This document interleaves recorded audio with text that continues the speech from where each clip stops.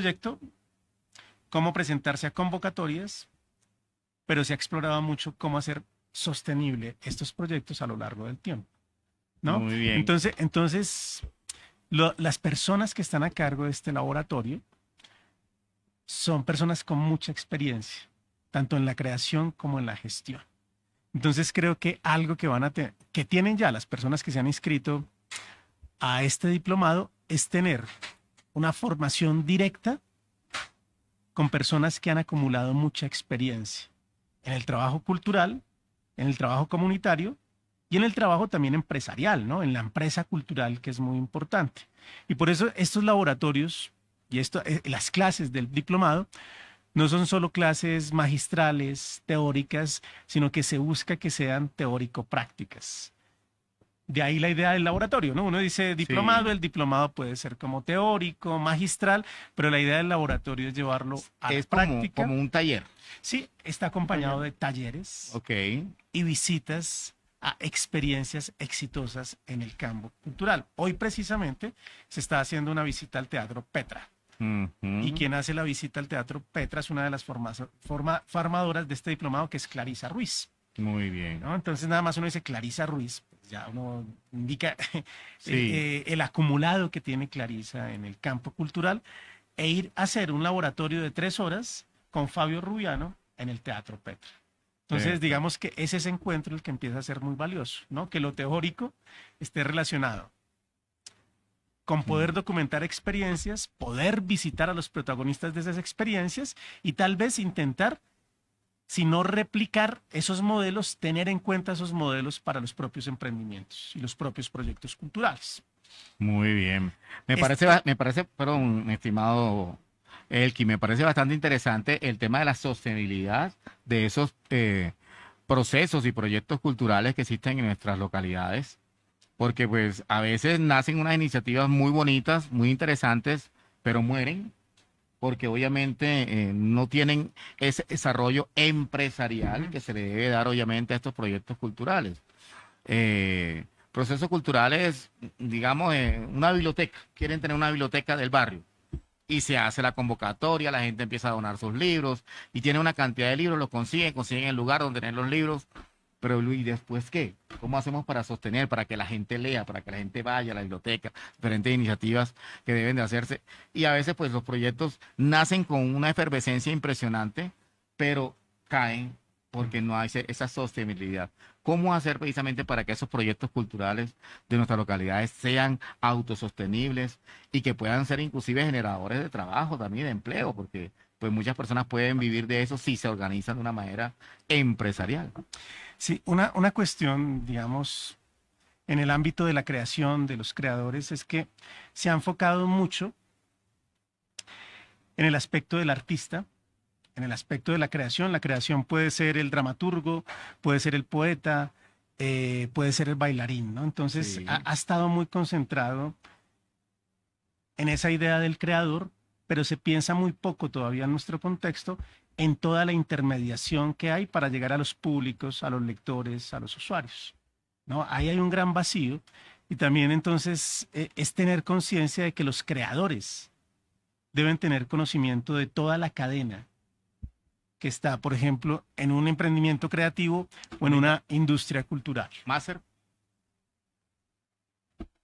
Muy bien, perfecto, ok. Es eso, ¿no? Entonces es conocer, por ejemplo, los públicos, conocer la ubicación de la creación, conocer si va a haber circulación, qué tipo de ventanas de exhibición pueden aparecer, ¿no? Cómo se puede promocionar eso, cómo hacer una inauguración que sea exitosa y que tenga la atracción, por ejemplo, de la prensa local, ¿no? Sí. Entonces eso es lo que se piensa muy poco, ¿no? Se piensa mucho en el ámbito de crear algo, pero Ujú. muy poco en cómo circularlo, ¿no? Y la circulación pasa por comprensión de lógicas propiamente territoriales, la movilidad o el tipo de público que se corresponde a ese tipo de creación, ¿no? Por rango de edad, por rango de ingresos, por ubicación geográfica, ¿no? Entonces hay una gran cantidad de cosas que normalmente los creadores no tienen en cuenta. En primera instancia, uno diría, no tienen que tenerlo en cuenta, ¿no? En primera Sí, instancia, ok. porque usted está pensando en su creación. Pero en un mundo lleno de tantos estímulos al mismo tiempo, con una oferta y una competencia tan grande, pues los creadores también tienen que empezar a pensar eso. No solo Claro. en crear, sino cómo llegar, ¿cierto? Es Bueno, cómo competir por el público. hablemos de esas industrias creativas. Sí, hace poquito se movía, o se hablaba muchísimo del tema de la economía naranja, Ujú. de estas ponencias que se hacían que vienen desde Europa y de países industrializados.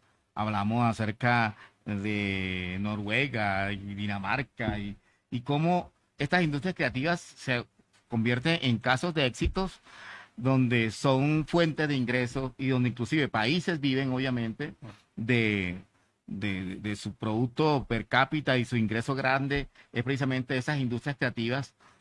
Y en Colombia se menosprecia prácticamente el tema de la mano de obra creativa, se menosprecia lo que tenemos siendo muy valorada en otros países de afuera. Ven a Colombia, por ejemplo, como la mano de obra creativa muy valiosa porque es bastante ingeniosa. Sin embargo, aquí mismo no la valoramos y vemos que no, que el actor, el artista, el cantante, el bailarín, el escritor, ¿sí? Lo vemos como ocupaciones y carreras que no tienen en los pergaminos que tiene una ingeniería, que no que Ujú. tiene un derecho, un abogado, un doctor, un médico. ¿Por qué, doctor Leonardo? ¿Qué hace falta precisamente para poder valorar lo que tenemos nosotros? Primero, hacer esto comparativamente puede ser, puede arrojar un dato falso. Sí. Decir que en los Estados Unidos la industria del entretenimiento le aporta el 7% del Producto Interno Bruto de la nación. Ujú. Sí, O también. que sucede en Japón con los videojuegos, o que sucede, etcétera, etcétera, ¿no? Sí. Porque estas industrias culturales son desiguales, están concentradas Ujú. y, y, y, Aquí, y de hecho está protegido por algunos acuerdos internacionales, etcétera, etcétera. Es decir, son grandes productores. Entonces, si uno se compara con esos grandes productores, siempre se va a ver como una pérdida, ¿no? Como acá no sucede nada, aquí no hay obvio. posibilidad de tal cosas. Están claro los casos emblemáticos, como por ejemplo Betty la Fea, ¿no? Un Sí, producto de industria cultural que se exporta claro. alrededor del mundo. Sí. Sí, entonces están esos casos, pero esos casos de alguna manera son aislados. Entonces, si uno se compara con eso, desde luego, pues siempre habrá una valoración negativa, ¿no? Pero es que la creación no se agota en la gran industria cultural, ¿no? Sino, Estamos enviando el link de transmisión a todas las redes en este momento para que las personas que nos escuchan en Bogotá Nocturna también nos puedan ver en directo por Facebook Live y por YouTube Live. Qué pena, doctor Rivera. no, clave divulgar esto. Sí, ahí lo estamos viendo. Entonces, eso no se puede hacer de manera comparativa porque también hay procesos creativos en otras escalas. Ok. Y esas escalas puede que no tengan un gran impacto económico, pero sí pueden tener un impacto económico a una escala menor, a una escala Sí. barrial, a una escala vecinal. Una escala local. Y no solo una escala, y no solo un impacto económico, sino un impacto que cohesione, por ejemplo, la vida social de una comunidad. De modo que lo creativo no tiene que medirse únicamente por impactos económicos, sino también Ujú. por cohesión social, Ok. por formación de capital cultural y capital político. ¿No? Entonces, muchas veces, entre comillas, la trampa del discurso de las industrias culturales o lo que después se llamó economía naranja Sí. es monetizar absolutamente toda la actividad cultural y poderla medir únicamente a partir de la eficacia económica. Eso Ok. está bien, pero volvamos, que comparativamente no vamos a competir con los Estados Unidos o con la producción de Sí, videojuegos obvio. en Japón. Pero desde luego se puede competir regionalmente, por ejemplo, con producción audiovisual, con el ámbito editorial. En Sí. Sudamérica, Colombia, lo que tiene que ver con diseñadores, maquetación, etcétera, etcétera, digamos que compite muy bien, ¿no? Entonces, el sector es diverso, hay que entenderlo en distintas escalas y no menospreciar lo que sucede en las escalas más pequeñas. Porque si bien eso no Ujú. aparece el indicador necesariamente del Producto Interno Bruto, sí puede generar empleo, es muy importante, Sí. pero también puede generar procesos de identidad muy importante y de cohesión social. De modo que no todos los impactos son económicos, sino los impactos también son sociales, políticos y desde luego culturales. Entonces habría que entender toda la creación a partir de esas distintas variables. Muy importante, no solo la económica, que fue el cuento que nos metió la economía naranja, ¿no? Sí, Que esto era correcto. economía y cuando se le piden los informes económicos a los promotores o los que hicieron política con la economía naranja, pues no tiene nada que mostrar. o nada contundente con respecto al Ujú. Producto Interno Bruto, salvo que piezas publicitarias, ¿no? Y Ok. entonces eso se quedó un poco ahí, ¿no? En en sobredimensionar el impacto económico que puede tener el sector Hablemos, cultural. hablemos de estos espacios de participación ciudadana y creativos, inclusive como somos los medios de comunicación, como un medio de comunicación, ejemplo como este. En la ciudad de Bogotá existen más de 400 medios de comunicación alternativos, comunitarios, registrados, y la gran mayoría no son medios autosostenibles porque dependen económicamente de una pauta del Estado, dependen económicamente. Entonces, dependen que si el Estado está a favor o en contra de sus líneas editoriales, pues el medio de comunicación surge o se quiebra. ¿Qué hacer para que los medios de comunicación, un caso específico, sean autosostenibles, sean sostenibles como una industria creativa y como estos procesos creativos que se pueden obviamente dar hacia la comunidad?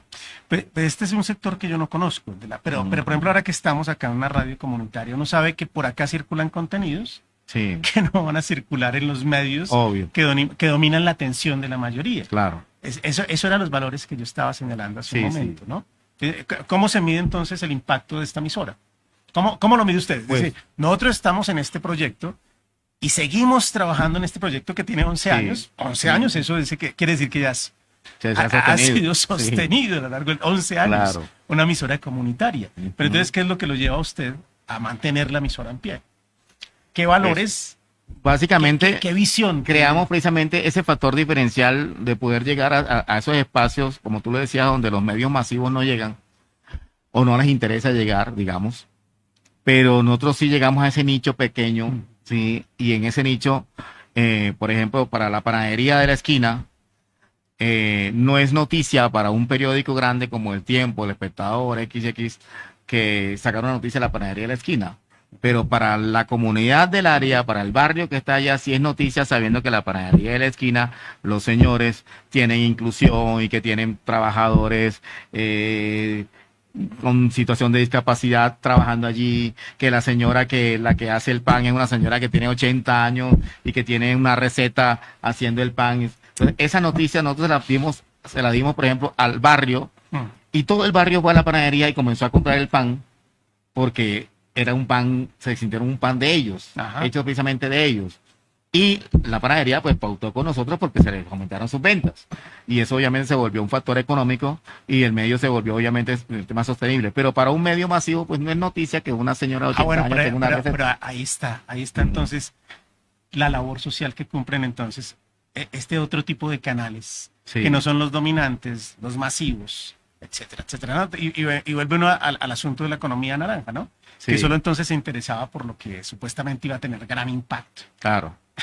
Sí. Porque fue un supuestamente. Sí, sí, sí. ¿No? Entonces uno puede vivir que hay mercados grandes, hegemónicos, dominantes, y esos no son los únicos mercados que existen, sino que hay, para que se entienda, sino que hay otros micromercados, y que en esos micromercados es que puede aparecer una gran cantidad de emprendimientos. Claro. No, poner el ojo, se podría decir de otra manera, ¿no? Que los emprendimientos culturales pueden primero conocer qué es lo que está sucediendo y poder detectar dónde hay lagunas, vacíos que es necesario cubrir. Ujú. No, hay muchos vacíos por cubrir. Porque si usted va a hacer una propuesta cultural sobre lo que ya se ha hecho mucho, Sí. sobre lo que hay mucha producción, pues usted tiene que empezar a hacer fila. Y el asunto es cuándo va a correr esa fila y cuándo va a ocupar un lugar usted. ¿No? Entonces, en lugar de hacer, de hacer una fila larguísima, donde todo el mundo quiere concentrar la atención, Claro. toca determinar, por ejemplo, dónde no se ha dirigido la mirada, dónde hay vacíos y donde usted posiblemente va a ser el primero en colonizar ese vacío. Obvio. Y por eso hay que entender el sector, no solo desde lo creativo, sino hace un momento decía yo, por ejemplo, en lo geográfico.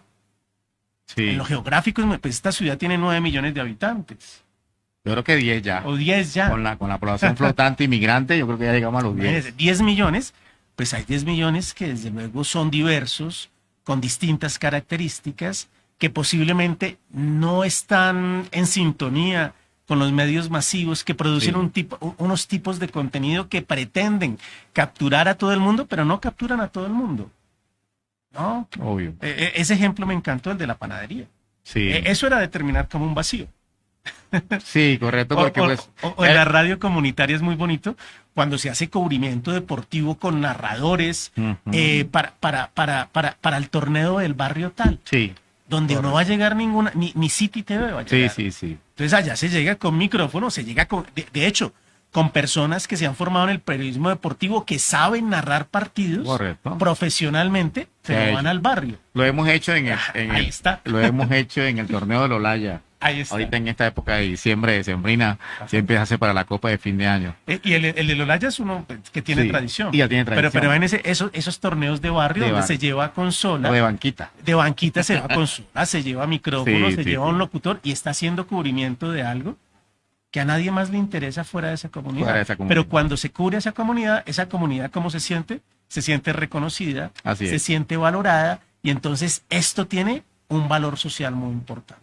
Muy ¿No? bien. Lo cultural se mide también por Esto el es lo valor que vamos social. a ver dentro de ese diplomado que se está Entre muchas realizando, cosas. entre muchas cosas, Entre muchas que cosas. que se está haciendo precisamente para fomentar precisamente estas industrias a los gestores culturales. Sí, hoy la charla con Clarisa Ruiz en el Teatro Petra, el tema es innovación, sostenibilidad, visión y resultados. Ok. Un poco sobre lo que yo estoy palabreando Sí, acá. sí. No es eso, mirarlo en un caso concreto. Mañana va a haber un encuentro, 28, el 28 de noviembre, en Ciudad Bolívar, en el Teatro El Ensueño, y se va a hacer un diálogo abierto con todos los agentes culturales del sector. Una mesa ampliada para hablar con distintos creadores, ¿Y la, para hacer y la temática de mañana es? un diagnóstico de lo que Un sucede diagnóstico. culturalmente Ah, ok, en el sector. perfecto. El No, y 29, la localidad de Ciudad Bolívar es una localidad que tiene, mejor dicho, potencia, podemos decir, en el sector cultural, porque en, tiene muchísimo que dar. en la potencia está el miércoles. Se va a hacer una visita al Museo de la Ciudad Autoconstruida de Ciudad Bolívar. Sí. Que seguramente usted, no sé si ha escuchado hablar de ese museo. No, Bueno, ese museo no he escuchado hablar, pero sí me gustaría ir a mirar. se llega, por ejemplo, a la estación del Tunal de Transmilenio. Sí. Ahí se toma el teleférico Sí. y en la tercera parada El- para en el museo. El Transmicable. El Transmicable. Eso, En la tercera parada, hace la tercera parada sí. en el Museo de la Ciudad Autoconstruida. Museo de la Esto- Ciudad Autoconstruida. Y se va a ver allí, es una experiencia, porque cuando uno dice museo, mire, esto es lo bonito de todos estos proyectos. Cuando uno dice museo, lo que a uno inmediatamente le viene a la cabeza es el Museo Nacional, el Museo de Sí. Arte Moderno, la colección Botero, el arte, los Y grandes una vez maestros. estuve en el Museo del Vidrio, Ahí está, esos que son, es esos son también en la localidad, creo que Ciudad Bolívar o Antonio Nariño. Antonio Nariño. Antonio Nariño. Es Antonio Nariño. Eso. Entonces, cuando uno dice museo, piensa en esas cosas, en las representaciones Sí. que nos hemos construido sobre eso. Mientras que el Museo de la Ciudad Autoconstruida de Ciudad Bolívar lo que ha hecho es construir la memoria histórica del barrio Ujú. a partir de unos hitos históricos como el paro de 1990 y pico que puso muertos, Sí. y lo que está recogiendo es la memoria de los Ah, ok. activismos, de las personas que fueron asesinadas, de los Sí. memoriales que aparecieron y de cómo en Ciudad Bolívar, que es una localidad estigmatizada, Ujú. ¿no? Por el resto de la ciudad, Sí. cómo ese estigma es un estigma falso, ¿no?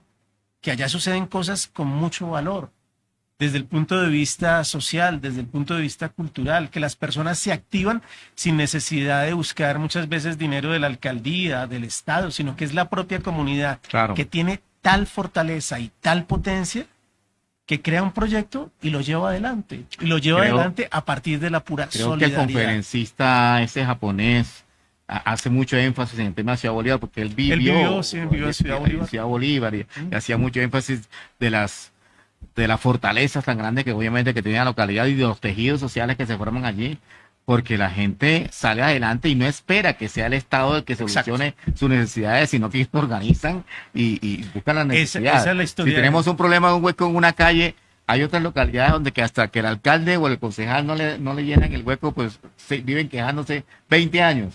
Estos señores de Ciudad Bolívar llegaron y comenzaron y llenaron su hueco y pusieron, y cuando llegaron al alcalde, nosotros, mira, teníamos hueco, pero nosotros mismos lo tapamos. Y listo, Exacto, ellos exacto. mismos buscaron la solución. Entonces, por ejemplo, esto que es para creadores y gestores de distintas localidades, Sí. la idea de estar en distintas localidades es también Ok. que el diplomado y el laboratorio logre dar un panorama muy amplio de cómo funciona la ciudad a nivel cultural.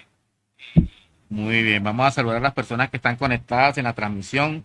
Germán Barbosa dice, son patrones culturales muy distintos de cada país y acá en Colombia falta mucho en marketing, ya que es muy difícil llegar a los controladores de esta economía.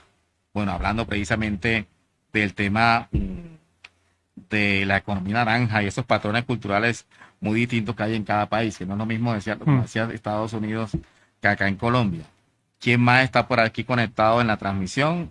Está el señor William Sabogal, director de la emisora de Ciudad Bolívar, que me olvida el nombre que está en estos momentos. El profesor Johnny, que también que es un gestor cultural, que son estas personas que cita un día a un montón de gente y dice, bueno, vamos a limpiar este parque, y llegas a una jornada de aseo y lo pintan y lo hacen, y llegan actividades culturales. Bueno, muy bien. También el señor Minutico Show está perfecto. Un saludito para todos y cada uno de ellos. Bueno, más preguntas, mi estimado Elkin, que estamos llegando ya al final de nuestra entrevista en la tarde de hoy, y es ¿cómo se puede hacer para asistir a estos diplomados? Si tienen algún costo o dónde tienen que escribir, qué poder hacer, porque me imagino que los cupos son limitados. No, el diplomado ya comenzó, entonces los cupos están cerrados, pero, Sí. pero fue un programa de formación gratuita, Ok. completamente gratuita, sin ningún costo. Pero no hay personas que puedan asistir a estos escenarios, al Teatro en Sueño. No, pasa ¿Ya? ya por la inscripción. Ya pasó por el tema de la inscripción. Y está con el cupo limitado.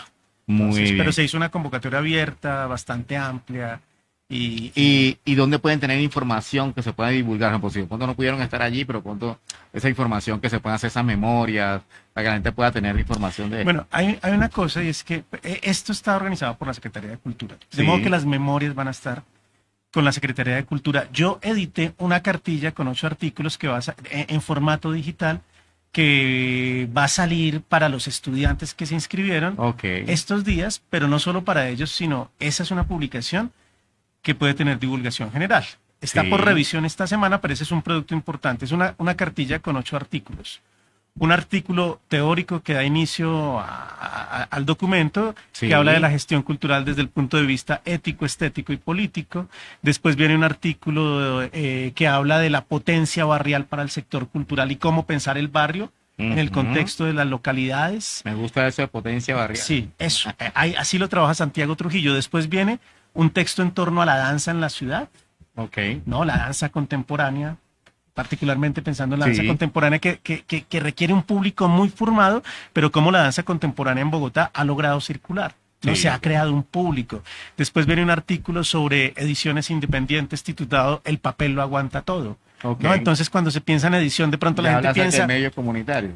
Exacto. Entonces la gente piensa, pero la editorial y competir con Planeta, volvemos como al caso de la Sí. emisora, Ok. ¿no? Que usted no va a compartir con RCN. Obvio. Entonces, si usted tiene un emprendimiento editorial para un nicho específico, no tiene que competir con Planeta. Así es. Entonces, ahí se están dando unas pautas de experiencias exitosas en edición independiente. Después viene un texto sobre la moda en la ciudad, Sí, y que qué está bueno. en relación con lo que se conocen como tribus urbanas, las emblemáticas que se utilizan y cómo una gran cantidad de creadores pueden contribuir, por ejemplo, a ese tipo de emblemáticas, de presentación del yo en el espacio público, y que por ahí pasa la creación, y no solo la creación, sino la compra de la camiseta, de los tenis, la compra Sí, de estilo, claro. que es tan importante, por ejemplo, en la juventud, y pasa por la creación. Después hay un artículo sobre crear en las calles de Bogotá, el creador callejero, el Sí. pintor callejero, y se articula eso en torno a la memoria de la calle 26. En la calle 26, por ejemplo, están todos los murales, los grafitis, pero también está el cementerio central, los columbarios, la creación de Beatriz González, y aunque La Beatriz carrera González... séptima. ¿cómo se De la llama? carrera séptima también, el artículo se concentra, eje de carrera séptima Centro Jiménez y calle 26, con esa Buenísimo. idea, crear en la calle, Sí. porque el creador de la calle también tiene que circular, Obvio. ¿no? Y después viene y hay un talento impresionante en la calle que a y veces después uno no lo viene valora. un artículo que es sobre la gestión de las artes plásticas y visuales, ¿no? ¿Cómo se gestiona eso hoy en día? Entonces, hay una cartilla con 8 artículos que da unas pautas teóricas y al final de la cartilla se plantean 3 preguntas de cada artículo y 2 actividades de taller, de modo que es un material pedagógico que puede tener bastante valor. Y esto es de circulación libre. Está ya en los últimos vistazos para la aprobación, es decir, va para los estudiantes del diplomado, pero siendo de la Secretaría, va a tener divulgación pública, probablemente entonces lo cuelguen en la página de la Secretaría de Cultura. Excelente. Bueno, señoras y señores, esto es el diplomado Fomento Lab de la Secretaría de Cultura, que se hace en asocio con la Universidad Jorge Tadeo Lozano y el profesor Elkin Rubiano, que acompaña en estos diplomados, esta asesoría, hablando acerca de esos espacios de formación para los gestores culturales, para estas industrias creativas, donde se permite ver esa cara o esa otra cara que tiene obviamente nuestra Bogotá, que es una Bogotá bastante vistosa, diversa. Bueno, ya el tema diverso lo han trillado por todos lados, pero lo miran la diversidad de la sexualidad, pero la diversidad no solamente aplica a la sexualidad, sino la diversidad también aplica a toda la creatividad que existe, tanto esa creatividad de la moda, esa creatividad callejera, esa creatividad artística, esa creatividad plástica, esa creatividad literaria, esa creatividad de la fotografía y el cine. Bueno, tantas cosas que existe y que Bogotá es una potencia, obviamente, en ese tema, impresionantemente. Yo hace como 2 meses tuve la oportunidad de estar en Nueva York y allá nos decían, fíjense que para los ilustradores y los diseñadores gráficos colombianos aquí son muy apetecidos y pagan la hora a 8 y a 12, de 8 a 12 dólares la hora. Y decía, Dios mío, ¿cómo va a ser posible? De 8 a 12 dólares la hora, estamos hablando de 40.000 a 50.000 pesos hora, 8 horas, estamos hablando de 400.000 pesos en un día, ¿sí? Y allá esos 400.000 pesos se lo está ganando un diseñador gráfico en una semana, prácticamente explotándolo de una manera impresionante. Entonces yo decía, impresionante, y me decía, y no es necesario que estén aquí, ellos pueden trabajar en línea sin ningún problema. Trabajan a distancia. Trabajan a distancia sin ningún problema y aquí lo tenemos. Y ahí recomendé a muchísimos amigos ilustradores y diseñadores gráficos que están precisamente en ese tema. Unos ganan más que otros, pero es muy apetecida porque me dicen que el colombiano es muy creativo y muy ingenioso, o sea, se las ingenia precisamente en el tema. Otras culturas son un poco más planas, más radicales en su puesta en escena. En el tema de la moda, pues Medellín es la capital mundial de la moda, la capital nacional de la moda en Colombia, pero Bogotá está muy pegadita allí, ya con el Bogotá Fashion Week y con todos estos eventos que hay ahorita. Este fin de semana tienen un evento en la Macarena de moda navideña en la Macarena, impresionante, con moda sostenible y una cantidad de cosas que son potencias y van con las tendencias mundiales que tienen que ver con el tema de moda y reciclaje y medio ambiente. Lo que no mira una gran marca, nuevamente, lo que no mira una gran marca, lo miran chicos muy jóvenes que tienen conciencia ambiental y saben que la moda no puede ser una moda veloz, sino lo que llaman slow fashion, ¿no? La moda de larga duración, lenta. Esas preguntas solo se las hacen personas configuradas hoy con otro tipo de sensibilidad, que no están reclutadas por las grandes marcas. Y por eso estos eventos se hacen en barrios. En barrios. Se hacen, sin embargo, ya tienen una visibilización grandísima. Sí, pero no se hacen entonces en el centro de convenciones tal cosa, ¿no? Claro. Tiene otros circuitos. Sí. Pero es bastante interesante y todo eso lo vamos a ver, pues se está viendo precisamente en estos laboratorios, en este diplomado que están haciendo. Profesor, muchísimas gracias por acompañarnos, por estar con nosotros acá y hablando un poquito acerca de la importancia de los gestores culturales y las industrias creativas. Efraín, muchas gracias por el espacio para conversar y felicitaciones por Bogotá Nocturna. Aquí estamos siempre con las puertas abiertas para todos ustedes. Muchísimas gracias. Y ya saben, si no pudieron ver esta entrevista desde su inicio, simplemente pueden compartir el link cuantas veces quieran, que está en Facebook, está en YouTube, está en Instagram, en todas las plataformas y las redes sociales, para que ustedes puedan compartirla con sus amigos, con sus contactos y con sus familiares. Muchísimas gracias y muy buenas tardes.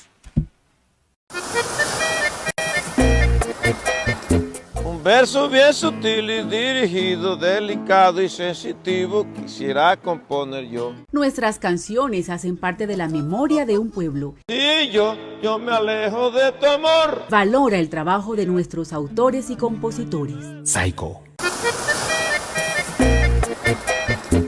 Verso bien sutil y dirigido, delicado y sensitivo, quisiera